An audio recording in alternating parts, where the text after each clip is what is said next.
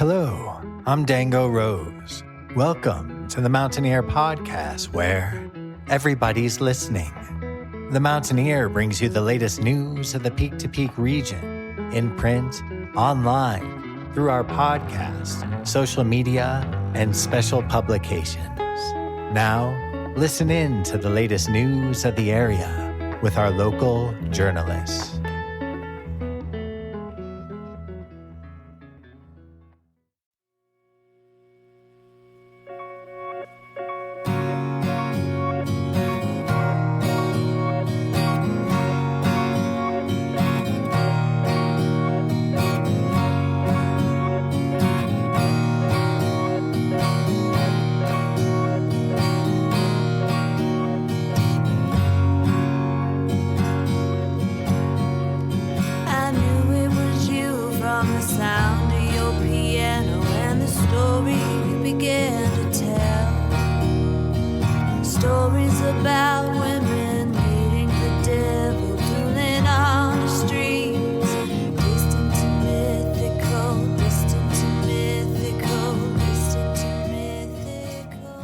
The song that you are currently listening to is called Distant and Mythical, and it is performed by the duo Many Mountains. It is from their debut EP release from 2013. Even though the EP is technically called Many Mountains, it is labeled on streaming services as Katie Rose and Dustin Moran. To find out the reason why, stay tuned for this episode of Music of the Mountains, especially since we're going to be interviewing Katie Rose and Dustin Moran of the duo for their upcoming performance at Jamestown Mercantile. Stay tuned for all the details. If you want to keep up with Many Mountains before that performance, though, then be sure to check out their releases wherever you get your music and head to their website at manymountainsmusic.com. Ain't it just like you to write sad songs? Hello there, everybody. My name is Jamie Lammers, and welcome to last week's Music of the Mountains, Where to Be and What to See, brought to you by the Mountaineer Podcast. You know how I promised this would be out on Friday?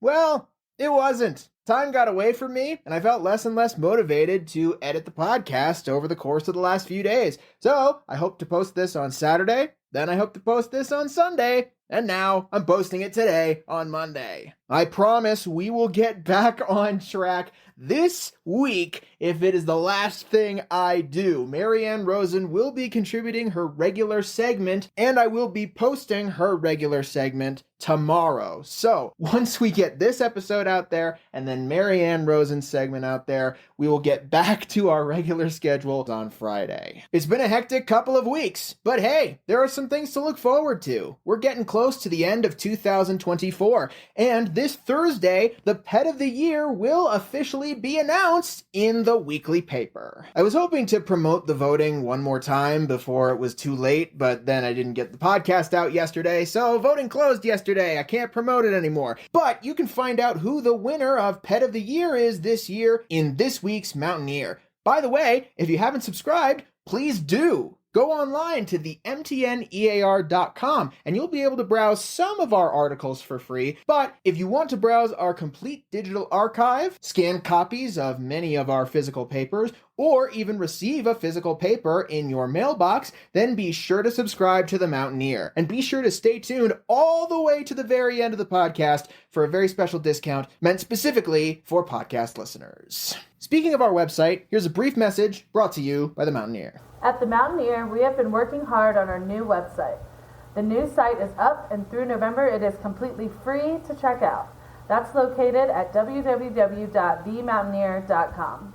Stay tuned until the end of this podcast for last week's Music Mentions. We'll get back to our regular Music Mentions schedule once we get back to our regular Music of the Mountains posting this Friday. And finally, before we get right into the interview, it's time for this week's movie at the Backdoor Theater. I will be shouting out this movie in next week's promotion as well, because the Backdoor Theater is showing this movie for 2 weekends in a row, the final weekends of 2024 to be precise. This week's movie is Wicked, rated PG. Here is the logline provided by the back door. Elphaba, a misunderstood young woman because of her green skin, and Glinda, a popular girl, become friends at Shiz University in the land of Oz. After an encounter with the wonderful Wizard of Oz, their friendship reaches a crossroads. Of course, I'm sure you've heard about this movie for a while and the build-up to it, because at this point, I think I can call it a phenomenon. It has already grossed over $300 million at the box office after less than 1 month of a wide release. It opened wide on November 22nd. Not only that, but it's already been nominated for and won plenty of awards. Just a handful of those nominations include 4 Golden Globe nominations, 8 Satellite nominations, and 11 Critics' Choice nominations. In all 3 of those ceremonies, the movie is nominated overall as one of the best pictures of the year. And again, it's been out wide less than a month. This is a phenomenon that you are not going to want to miss, especially since it is only the first part. The second part, which as of today has officially been titled Wicked for Good, is coming out almost exactly a year from the first movie's release, on November 21st, 2025. If you want to be a part of this phenomenon and experience this massive musical moment with the Peak to Peak community at large, then be sure to head over to the Backdoor Theater located at the Nederland Community Center at 750 North Highway 72 in Nederland. It'll be showing this weekend, Friday, December 20th, starting at 7 p.m., Saturday, December 21st, starting at 2 p.m. for an open caption matinee, and Saturday, December 21st, again, starting at 7 p.m. But if you can't make it this weekend, be sure to head over next weekend. Same times, Friday, December 27th and Saturday, December 28th. If you can make it any of those 6 showings, then be sure to head over there for a great time at the movies. All right. Now it's time to jump into the interview. Our guests this time around, do you mind introducing yourselves real quick? Yes, my name is Dustin Moran, and I'm here with Katie Rose. Yeah, Katie Rose Nelson, and we are Many Mountains. Yeah, and we live in Louisville, Colorado, and we perform folk rock in a duo style up and down the Front Range of Colorado and put out records, and it's a pleasure to do so, and yeah. As I told Katie and Dustin after this interview, I couldn't resist the temptation to call this episode Music of Many Mountains. I just couldn't. Anyway, you two will be performing at the Jamestown Mercantile very soon.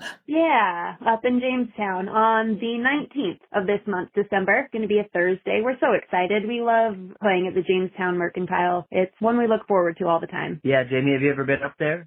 I'm going to be honest with you, just as I was honest with them. I have been historically bad at actually attending the shows that I end up promoting. So the truth is, I haven't been up there. And Katie and Dustin talked about why it's such a great place. Oh my gosh, it's so amazing. I'm excited for you to experience the Merc for the first time whenever you do. Yeah, it's this building from like the 1800s, but it's kind of the Grand Central Jamestown, you know. It's where all the community goes to eat and drink and take in music and meet up, and it's awesome. And Rainbow, who is the proprietor there, is just awesome and a great cook and advocate of music and mountain life, and it's rad, and we're stoked to be able to play there. We've done so throughout like the past 10 years, 5 or 6 times, and it's always a pleasure, and it's always a good time. Well, before we talk more about the Jamestown Merc Show in particular, where did Many Mountains begin? How did you two meet and start performing music together? Yeah. Well, so Katie Rose and I met a little north of Salt Lake City in like 2008, and we were working at a Barnes & Noble bookseller, and we started chit-chatting about Bob Dylan and folk music and art and punk rock and poetry and movies and stuff, and we started playing coffee shops around that area, and then a few months later decided we wanted to head out to the other side of the Rockies, get out of that area, come across the other side of the Rockies. We've been to a few shows out here, and it always seemed like an awesome place, and we were lucky enough to find a way to do it and get out here. And no, we didn't actually. So we moved here in 2010, but we didn't start playing seriously. I mean, we'd always have music. We'd be playing guitars and singing songs, and that was all happening, but we were doing different projects. Dustin was in a few different bands until we decided, I guess it was around 2013, to maybe start focusing on writing music and playing music together. We put out a self-titled EP, and then eventually got a band together, and I'd say we started playing out seriously around 2015. Yeah, about around 2015, we had got a band together and started playing up and down, kind of doing the brewery circuit and coffee shops, and that's kind of when the Many Mountains moniker and project took off. There's been a few iterations, people come and go as far as personnel, but for the past 7 years or so, we've been doing it just as a duo. Katie Rose and I just playing together. And we self-record at home. We've put out 3 EPs, 2 full-length albums, and some singles. And, we've just gradually found a lot of opportunity, as I said, in the brewery circuit and hotels, casinos, weddings, corporate parties. We're able to showcase our wares in all types of different places. And it's cool, It's fun to write music and to be able to bring it to people and be able to do so for so long now. It's been quite some time, a decade. And what about your individual musical backgrounds before you met and became Many Mountains? I grew up in a household that loved music. My parents, though they could play a little bit on some instruments, weren't musicians themselves, but big music lovers. And I grew up listening to a lot of the country singer-songwriters, the folk songwriters. So that type of music, or I guess you could say like Americana music, has always been something very close to me. When I was growing up and as a teenager, I wanted to be a poet. I wanted to write poetry and publish poetry, I suppose. I mean, gosh, as a kid, I don't even know if I had any idea of how that happened. In my mind, I was just going to grow up and be a poet, and that would be it. But it wasn't until I met Dustin that I even considered what songwriting might be like. I, in high school, picked up a guitar casually because I had friends who would play it, and I was always interested in playing the guitar and learning an instrument of any kind. But I don't know, I've never really pursued it until I met Dustin's encouragement, and he kind of opened up the concept that maybe getting into songwriting and being a musician might be an idea. Mm-hmm. Yeah, as far as myself, I grew up just being enamored with rock and roll music, and my father would always show me Led Zeppelin and Pink Floyd and tell me all these animated stories of him going to these concerts in New Orleans, which is where he's from and where I was kind of based out of during childhood, telling me all these animated stories about going to rock concerts and sneaking in and meeting different people. He always did so with a gleam in his eye, and I really caught the bug, and he purchased me a pawn shop guitar when I was like 10 years old, and I didn't know how to play it for like 3 years, but I finally started getting on the internet and learning guitar tabs and whittling the wood as far as learning how to play the thing. And I've just always been enamored with it, and it's always been a therapeutic thing that I've constantly done. So I was enamored with the guitar and started writing songs, and that's when I met Katie, and she had a prowess for interesting lyrics and poetry and stuff, and I said, well, with our powers combined, we need to put these things together, and yeah, that's how we came up with our mechanism as far as creating music. Yeah. Are there influences that have stuck around and styles that you've stuck with over your years performing as Many Mountains? Yeah, that was one of the things that we really bonded on in the beginning was the types of artists that we liked. Yeah, we had similar tastes as far as what we were into. I think one of the steadfast influence would be Bob Dylan and his arc over the past 60, 50 years or whatever, however long it's been. Initially, we became Bob Dylan buds and going through that vast catalog and his whole mentality and mythology, really. And then I think we showed each other some different stuff. There's kind of a folk bluegrass songwriter duo called Gillian Welch and David Rawlings that is a steadfast influence as far as doing it in a duo style. And a lot of the 70s rock and roll and just interesting storytelling, things like that, galvanized our interest together. And yeah, I think we always go back to the music that inspires us, which really recently we've been listening to a lot of jazz music. And whether that influences our music and what we write, I think that it's more of just feeling the connection of music that you love and feeling that wholeness that it brings. I know that I can speak for Dustin and I to say music has saved our lives over and over and over again. And music that we love just keeps us coming back to that feeling of connection when we're able to sit down with an instrument and play music that we love or write music that we want to share. So that's always something that we go back to for sure. I want to ask Katie a question about her background, and then I'll come back to Dustin. But Katie, you mentioned earlier that Many Mountains was the first time you started taking songwriting and performing seriously? Yeah.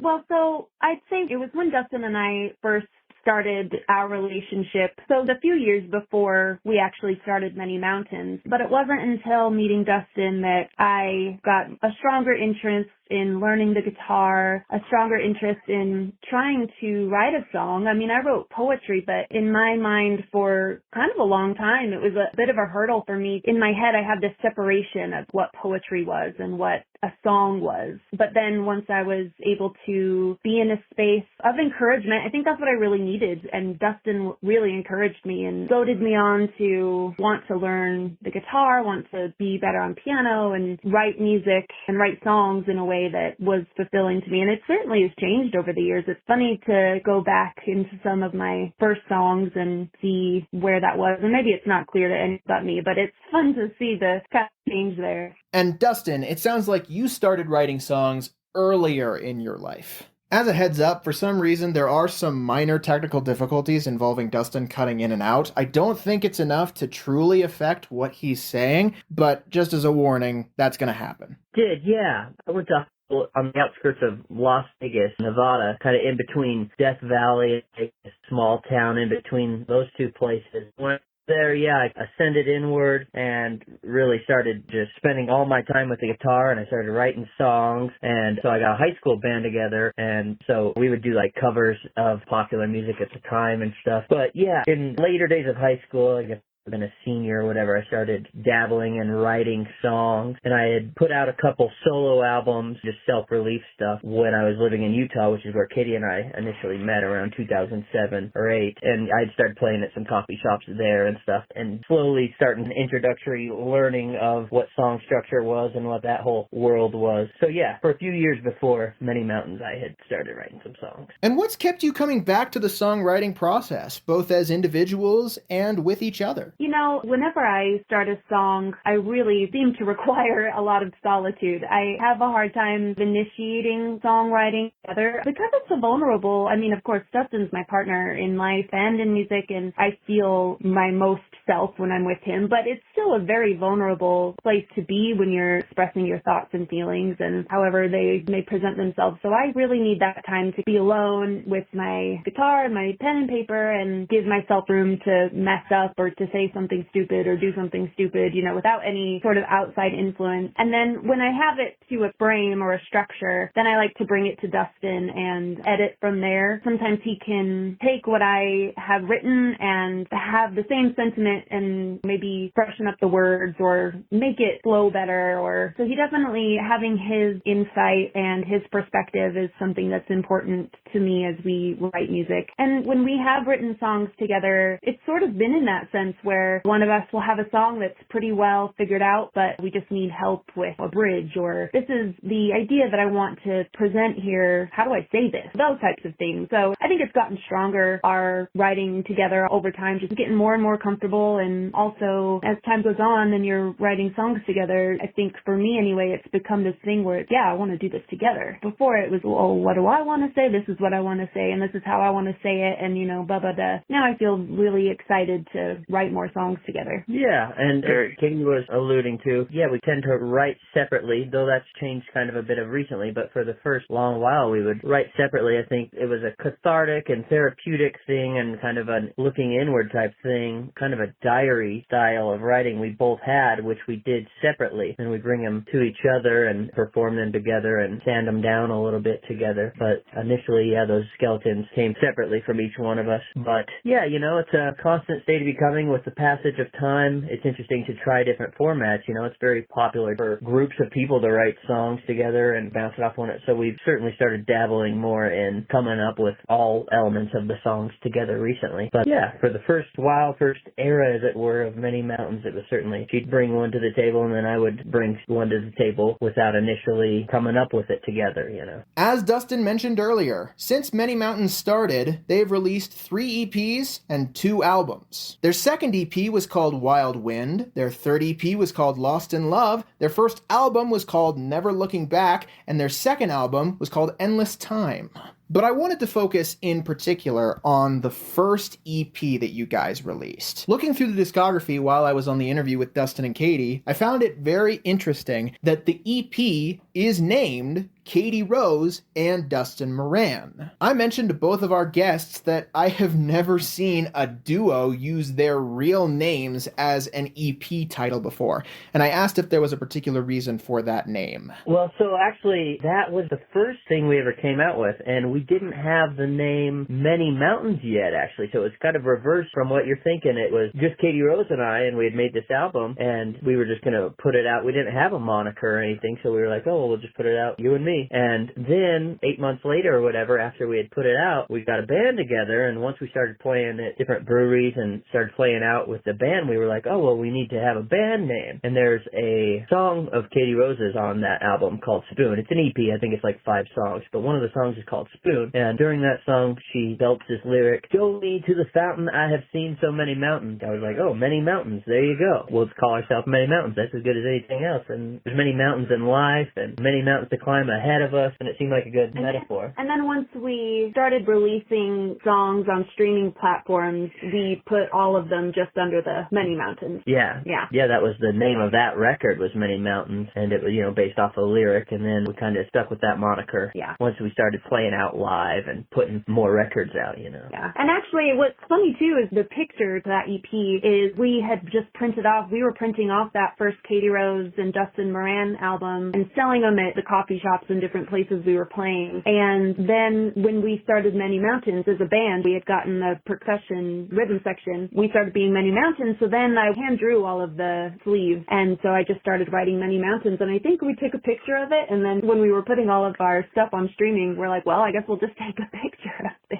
Yeah. And have that be the album cover. So that's sort of, I think, a part of that story too. What's been your favorite part after all this time of performing and writing as Many Mountains? You start to, the passage of time, and the different eras, it's in a constant state of learning and ability and state of mind as you keep going and you put out different music and you network and meet more people. I would say there's some concerts that we've played and bands we've opened for that some moments was like, oh wow, this childhood dream you have or whatever can come true in some sort of version, where you realize, oh, well, this is something worth paying off and we're getting to do some cool things and get some cool opportunities to perform our music and to share it with people. And I think, on an emotional level, there's this aspect of connection and reciprocal energy that you get when you are sharing that part of yourself. I mean, with your lyrics, the songs that to us seem so much a part of us, when you get to share that with people through performing, there's something really special about it, and it's something that just as time has gone on has been so fulfilling, and it is that aspect of community building like Dustin was talking about, the people you meet, you're lucky enough to play with, you're lucky enough to have in your community. It really has these ripple effects. It just builds upon itself, which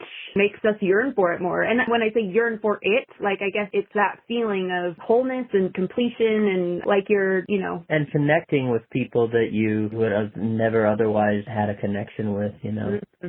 Yeah. As you mentioned before, Many Mountains originally performed as more of a band lineup, but now it's focused on you two as a duo. Is there a particular aspect to performing in a group that you guys prefer, or performing in a duo that you guys prefer? Are there pros and cons to both? Yeah, I think at this point in time we have realized that home and the most comfortable situation is just she and I, how it first started, in a bedroom somewhere in Salt Lake City, just playing some guitars together. That was how it first started, and it's most comfortable and it seems the best when it's just she and I. That being said, it was an absolute blast to have an awesome band behind you and be able to bounce ideas off of different players and see what they bring to the table as far as their interpretation. And when there was an era where we were starting off, we really wanted to be loud and be in a rock and roll, have a rock and roll sensibility about it. So it was fun that we got to do that for a few years. And the things you learn from playing with other people is, you aren't going to get that being in your comfort zone, which obviously, like Dustin was saying, he and I being together and playing, at this point we've kind of developed this telepathy that is constantly building, and it's a very comfortable place. We get into our own little world, our realm of Many Mountains, and it's awesome. But to play with other people and to learn from them, we're both self-taught. We haven't taken any, proper lessons except from, the people we've met and friends we've had in music. Playing with other people has been, our school for sure. Anything I've ever learned about music theory and the rules of playing with other people have been from obviously playing with other people, and the knowledge instilled through being together and playing music together. And you learn stuff from different people along the way, and you're always harvesting new techniques and rolling around in the marinade and getting new seasonings on you. And it's fun to do that in different formats other than Katie and I play in different situations other than Many Mountains, and it's fun to go out into the world and play with other people and then come back and be able to share what I've learned and integrate it into what Katie and I do. And that's kind of our home base musical project, Many Mountains, you know. And is there anything that you hope audience members will be able to take away from your shows, particularly as Many Mountains? I'd say it's getting the chance to connect with the audience and to share an experience, to have this flesh and blood experience of being in a room with people and just having that connection, that energy. Yeah, for me it's that visceral, you know, you turn your amps up and you take these imaginary musical pictures that you came up with in your bedroom and you bring them into a public forum and you play it loud and you hope that it's that visceral, in the moment energy. It's therapeutic to me, it's cathartic, it's this energy release, and then just have people receive it and just get feedback and to have that connection with people. Yeah, There's nothing it's fun. It's kind of,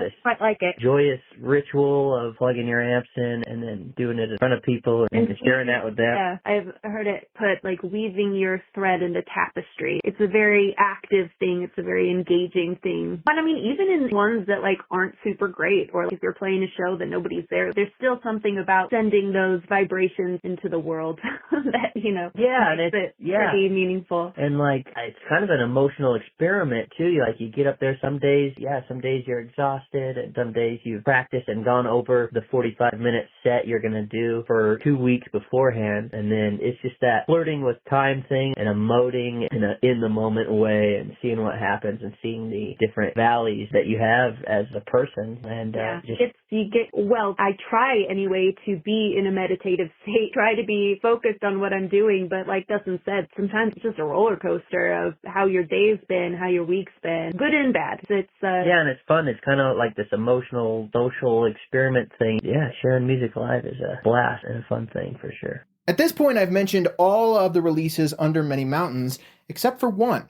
At the beginning of 2024, January 7th to be exact, they released a single called Moment. Is this single attached to an upcoming project? Was it intended to be a standalone single? What's the story behind Moment? You know, it is a single that we released with the intention of, because the single, we're kind of just getting this idea that we'd release songs as we wrote them and wrote them and kind of leave it at that. But we've had a pile of songs that's getting a little tall, and we need to give them a home, put them all together. So it's actually something we've been talking about. We just yesterday or the day before sometime demoed up the last bit of the songs that we have written, and we're kind of like, okay, here's the demo. Do we want to build it out song by song and release them that way, or do we want to treat it as the whole family? So we're talking about that right now, actually. Yeah, that's been kind of on the front burner. But I would say, probably a new EP, 5 or 6 song thing coming out spring, early summer of next year. And as for Moment, I guess it would be the timestamp for 2024, 2023 era for us. Katie had written a couple songs, and that one stood out as the one that we wanted to do a timestamp with and release as a single for this year. I think it was January of this year that we're in that we put it out. But that one just seemed, it was a single recording that popped out and seemed like it was of the last year and a half or so. Well, the 23, 24 era. And so we put that out. And I'm very excited about this batch that we've written. I think I've seen more growth than I've ever seen as far as the concept and songwriting structures and stuff that I've seen from us, looking at it objectively as far as the mechanics and stuff. And anyway, all that to say, I'm very excited about next year's batch of releases, which will probably be an EP form, 5 or 6 songs. But it's some of our music I'm most excited about releasing for sure. Yeah, we're hoping to play some of those new songs live at Jamestown, kind of getting prepared. And the more you play, sometimes I feel like I'll write a song and we'll record it and it's time to develop. Not even to change as much in structure or lyric or anything like that, but just gets a chance to spread its wings a little bit. So the more we play it out, real recording time comes around, we just have a better relationship with it and it can reach its fuller potential. Yeah, it's fun to give it a chance to roll around the barroom floor and round out the sphere a little bit before you put it in the format that you're going to release on streaming services and stuff. So it's good for them to have a chance to get around the block a few times live so we understand them and we know what we want to do with them and then putting them out. Well, is there anything else you want to add before we wrap up this interview? Yeah. Yeah, let's see. We've got a show at the Gold Hill Inn. Oh, yeah. We're going to be playing, our dear friend, Lucy Moore, is playing with us. Well, rather, we're playing with her. She has a project called Lucy Moore and the Night Children, and we are playing at the Gold Hill Inn on the 14th. Gold Hill Inn on the 14th, yeah, where, this beautiful song interpreter and incredible singer, Lucy Moore, and Katie and I, it's kind of our, I guess you'd call it a musical alter ego or whatever. Yeah. We're playing, Katie plays bass and I play guitar behind her, and she makes the song selections, and she picks from Great American Songbook and songs of the past, and she interprets them very well with a She's amazing. jazzy, incredible vocalist. And so that'll be fun. That's not a Many Mountain show, but it's Many Mountains in a different iteration. Yeah, well, and Lucy is so sweet. She has a few of our songs that we play during the Lucy Moore and the Night Children set. So she's been a real cheerleader for us as Many Mountains. I mean, she's been such a great friend and cheering us along and being very encouraging. It's nice when, with your peers, when they encourage you, there's just nothing quite like that. So through being part of this Night Children experience with her, we've learned a lot, so much. It's been really enriching. Yeah, as far as stuff coming up, we're traversing up and down the front range constantly, always have been, and we'll continue to do so, and we'll be releasing music on all streaming platforms, and some of our best places to play are up in the mountains, we just love it so much. Gold Hill Inn, Jamestown Mercantile, Oscar Blues and Lion, it's just so much fun to traverse the mountains of the Front Range and get to play at all these cool, unique spots. Well, and feel so grateful to be welcomed into their world, and it's the best. Yeah, and then to be able to do so for so long, we're going on 10 years or more at this point. It's just like a dream come true. Able to have that continuity and we're so grateful. Able to do it. Yeah, so grateful. Well, in that case, I think those are all the big questions I have. I really appreciate you guys coming on board. Thank you so much for your time. Awesome. Well, cool. Oh, no, big time. You. Well, thank you,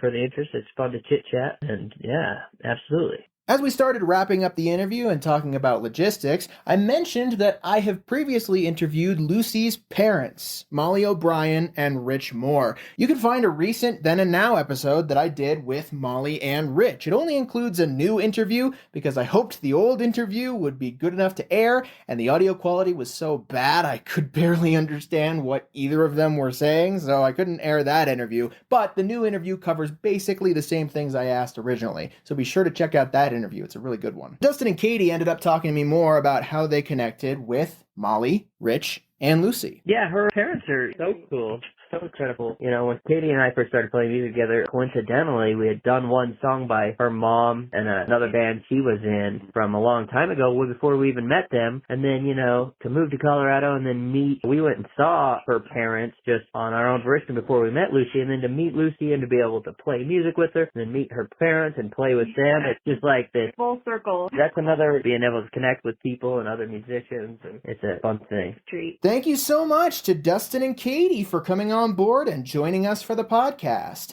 If you want to see Many Mountains performing live, then be sure to head to the Jamestown Mercantile located at 108 Main Street in Jamestown on Thursday, December 19th, 2024, starting at 7 p.m. You can check out the many releases of Many Mountains wherever you get your music, and you can learn more about them by visiting their website at manymountainsmusic.com. Before we get into the music mentions, here's a quick message brought to you by The Mountaineer. Are you interested in advertising?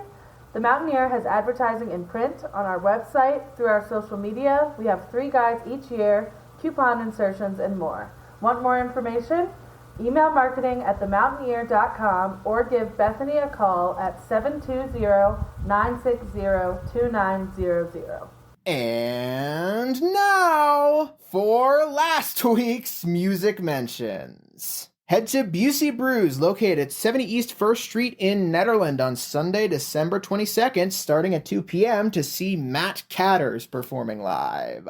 Head to Eldora Mountain Resort, located at 2861 Eldora Ski Road in Netherland, for a ton of performances coming up. On Wednesday, December 18th, starting at noon, Bill Copper will be performing in Timbers Tap House. On Friday, December 20th, starting at 9 a.m., Aaron Stereo will be performing in the Boombox. On Friday, December 20th, starting at noon, the artist-in-residence Derek Dames-Ol will be performing in Timbers Tap House. On Saturday, December 21st, starting at 9 a.m., DJ Jaboa will be performing in the Boombox. On Saturday, December 21st, starting at noon, Brandon Taylor will be performing in Timbers Tap House. On Sunday, December 22nd, starting at 9 a.m., Robert Nichols will be performing in the Boombox. And on Sunday, December 22nd, starting at noon, Wiley Jones will be performing in Timbers Tap House. Wiley just opened for Selassie and the Fa family at the Caribou Room, so be sure to check out the December 5th edition of the Music of the Mountains column and the previous Music of the Mountains episodes of the Mountaineer podcast to learn more about Wiley Jones. Head to the Gold Hill Inn, located at 401 Main Street in Gold Hill on Friday, December 20th, starting at 8 p.m. to see Gasoline Lollipops performing live. On Saturday, December 21st, starting at 7:30 p.m. to see Bonnie and Taylor Sims performing live. And on Sunday, December 22nd, starting at 7:30 p.m. to see Daniel Rodriguez and friends performing live. Head to the Gold Hill General Store, located at 531 Main Street in Gold Hill on Friday, December 20th, starting at 7 p.m. for a very hinterland Christmas special. Also head to the Gold Hill General Store on Saturday, December 21st, starting at 4 p.m. to see Court McCumber perform for a solstice party. Head to the Jamestown Mercantile, located at 108 Main Street in Jamestown on Wednesday, December 18th, starting at 5 p.m. for an open mic night. And on Thursday, December 19th, starting at 7 p.m. to see Many Mountains performing live. Knotted Roots still hosts regularly scheduled music events at 250 North Caribou Street in Netherland. Wednesdays at 6 p.m., they host open mics. Fridays at 7:30 p.m., they host DJ nights. Every second Friday at 7:30 p.m., they host reggae DJ nights. And Sundays at 5 p.m., they host Jazz Sundays. Head to the Caribou Room, located at 55 Indian Peaks Drive in Netherland on Saturday, December 21st for a very Caribou Xmas, a very special event to celebrate the longest day of the year, featuring a ton of awesome acts. Silas Herman and the Tone Unit, featuring Jack Clunan, Ricky Meyer, and Matt Cantor, Torin Daniels of Kitchen Dwellers, Greg Shockett and Little America, the Caribou Family Band,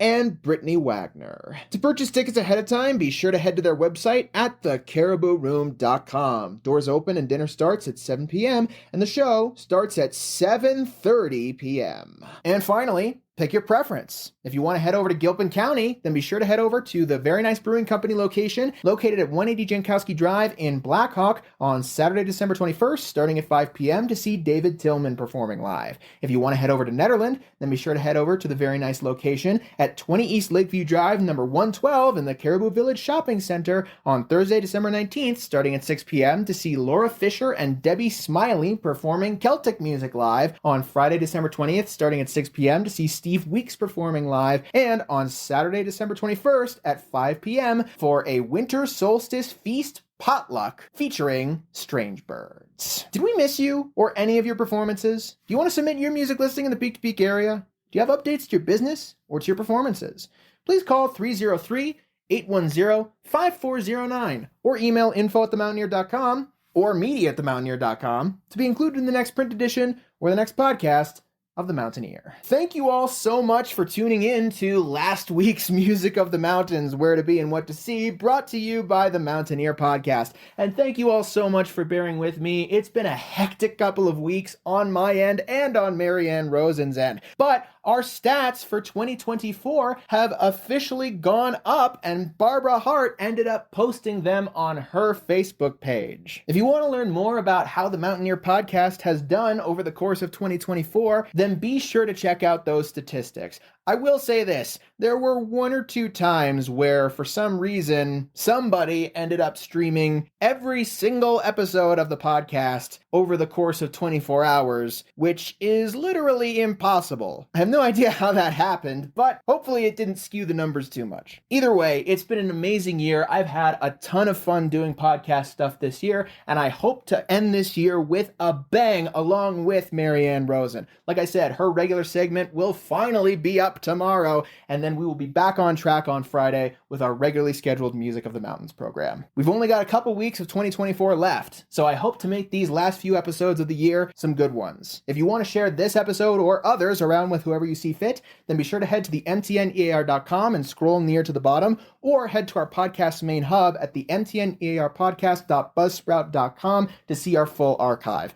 And if you would like to be featured on the podcast in some way, if you want to be interviewed, if you want to contribute an interview, if you want to contribute or tell a story, if you have advertising that you want us to share, if you have something else that you want to tell us about your involvement in the Peak to Peak area, then please email me at media@themountaineer.com and we will get something sorted for you.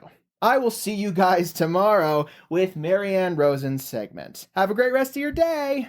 Don't worry about me, I have endless time, I have endless time staring at me up ahead.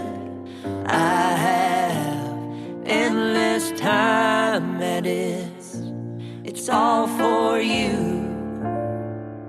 Millions of minutes if you want them to.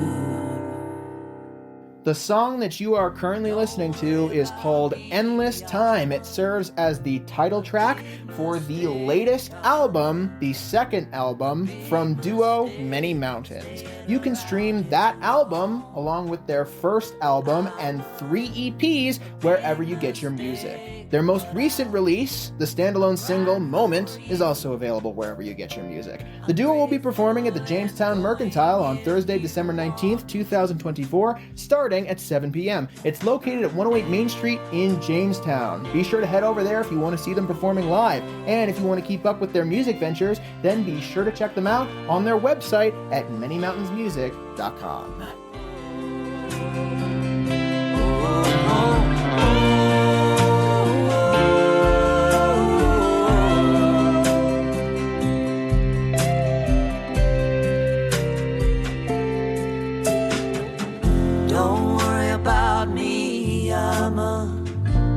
Call to arms, I'm a call to arms if you need a shot.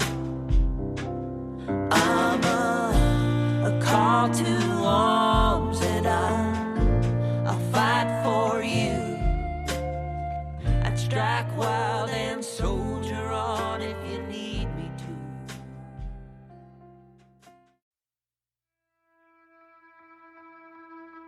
And that's it for our show. Subscribe online to get more access to more news, weekly updates to our community calendar, and a link to our YouTube channel by visiting themountaineer.com. Be sure to use the coupon code PODCAST when subscribing for a 10% discount, only available to our listeners.